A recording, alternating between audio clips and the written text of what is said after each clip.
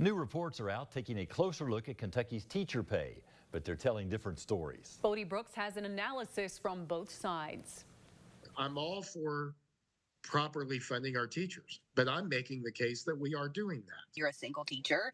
It's very difficult to live anywhere in this state and make ends meet. Two competing reports are painting different pictures of Kentucky's teacher pay. Last week, the National Education Association released its annual rankings and estimates, dropping Kentucky from 41st to 42nd in average pay and from 45th to 48th in average starting pay. The most recent state budget did increase SEEK money, an algorithm that determines per student funding. But Fayette County Education Association President Jessica Heiler says raises need to be made directly. That's an impossible decision for the districts to make.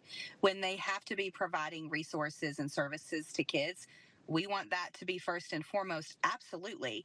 But we also have to pay our teachers, and that's a very difficult decision for these districts to have to make on their own. Ironically, the only area that was down was salaries, and those aren't controlled by legislators. Those are controlled at the local level. Bluegrass Institute President Jim Waters argues about $35,000 in fringe benefits like retirement and insurance should also be considered when talking about teacher compensation, and doesn't think the rankings between states are an apples-to-apples comparison when cost of living is factored in.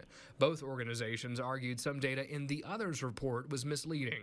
I think what you would see is that when you figure in cost of living, when you figure in the benefits the teachers are receiving, which they didn't talk about in that report, when you figure those in, Kentucky's actually going to be much closer to the top of the nation in how we treat our teachers. Everyone is seeing increase in living expenses right now.